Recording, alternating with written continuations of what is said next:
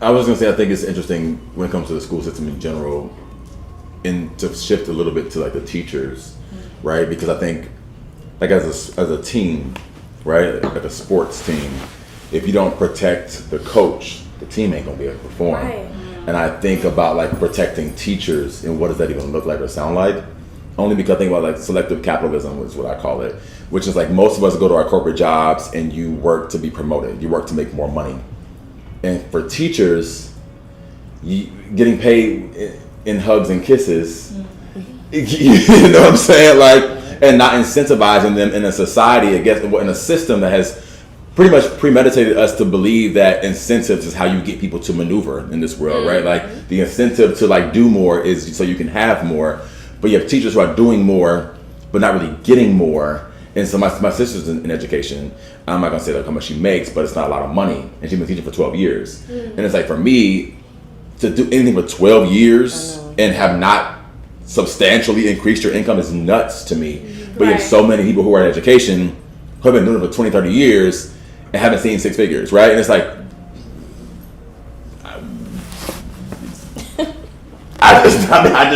but again, we're talking about a system that basically says like more money is the motive. And so again, you're asking teachers who are underpaid, overworked.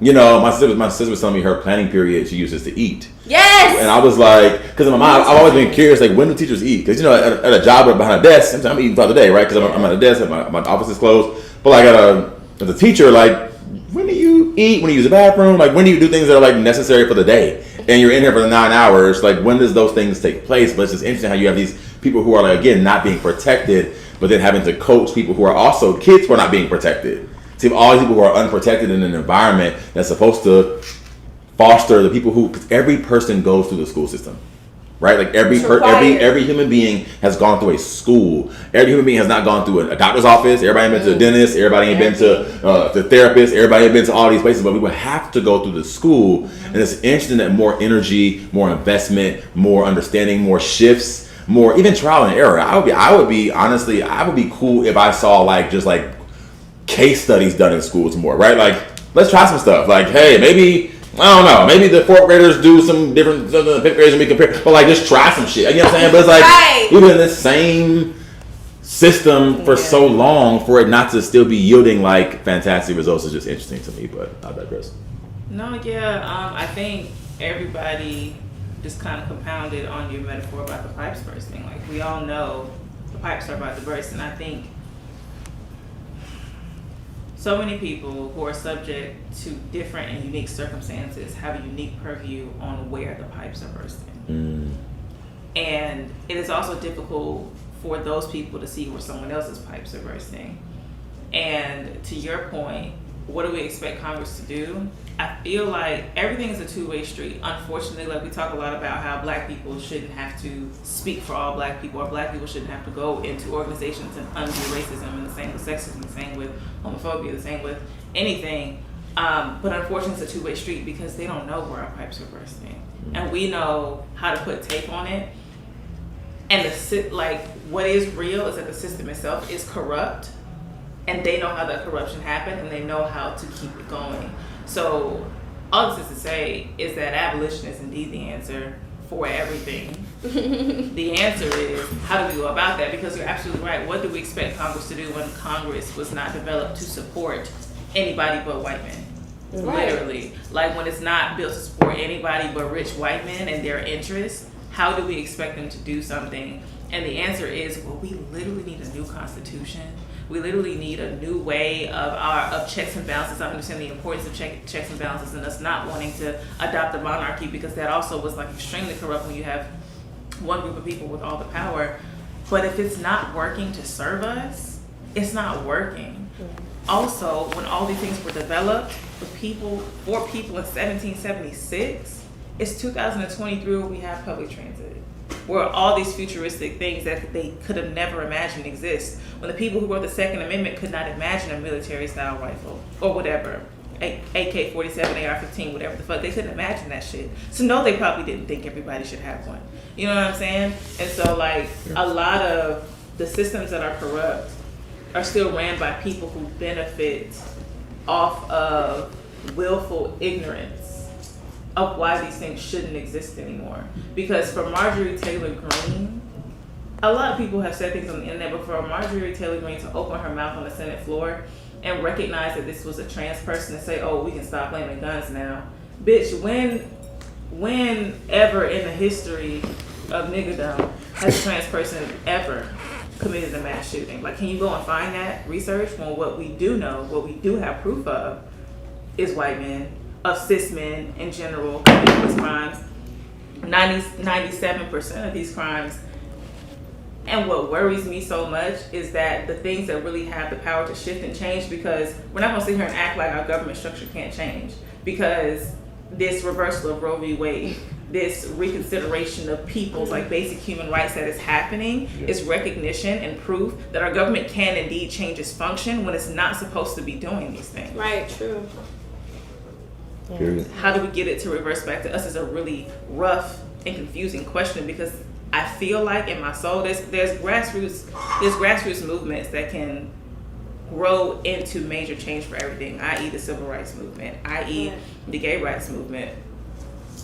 But what do we do when we need to tear it all down? Like, that's a major threat. And also, it requires so much planning. It requires that not everybody, it requires, I hate to say this, but I feel like, and y'all can let me know if I'm wrong, does it not require an inequitable approach? Like, we have to focus on this part of it, and then we can trickle out to other things? I think that's the best way. That's the only way to make anything happen, is you gotta take it bite by bite. Unless you delegate and, all right, well, I'm biting over here, you bite over there. But then that takes trust and altruism. Yeah. And the thing is, I think, like, just back to this whole experience, is like, humanity has to also have this moment of like, okay, well, I'm willing to come together. Like, I'm willing to work with you. Like, I'm willing to, this might not benefit me at this moment in particular, but I give a damn about what is futuristic or what is to come or what could be, what's the possibilities. And I feel like if we're not so focused on just the self but the community, and instilling trust back into the community, then that type of thing is possible. But again, like, it's always like there is this grander political thing, but I really believe like revolution is always, it happens within first.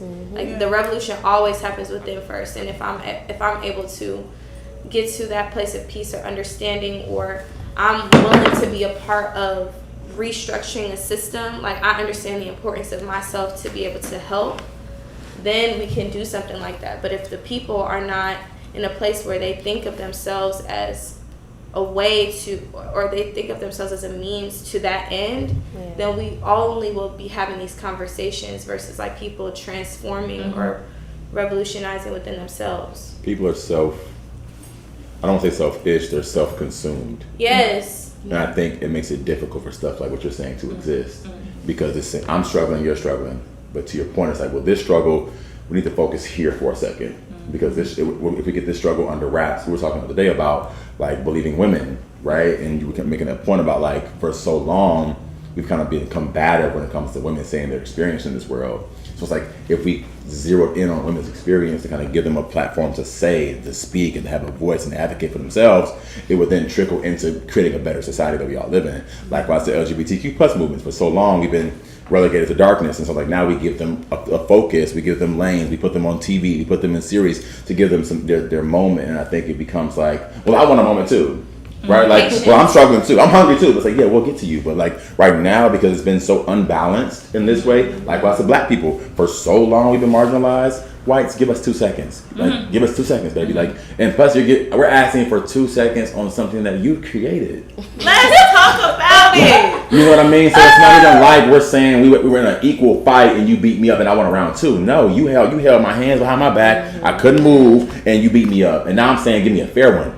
And you're tripping, right? So it becomes like, give people their moment, but I think it becomes, why was it such a ghetto example? I'm always no, that's right. People need the ghetto. But I'm just saying, like, you know, and I think it becomes like time for all of us, especially the marginalized, because we get into that marginalization Olympics where it's like, well, again, like I said this before, you know, well, I had ham and cheese. Well, I just had the cheese. My mama was disabled and she wasn't home. Well, I didn't even have no parents at all. I was adopted. I didn't even I can't even think, you know, so it becomes like But again, we all have our moment, and it's like, how do we collectively decide that, okay, as a community, we're going to put our energy here. Even likewise to money, we're going to put our dollars back into black spaces, which, again, we ain't, praise God. But like, Praise the Lord. We'll wait for a second. You know what I'm saying? I'm just saying it becomes like, how do we collectively decide for ourselves in this system that has told us money is the motive, in this system that has told us there's about 4 spots, and you blacks, it's 4 y'all gonna get in.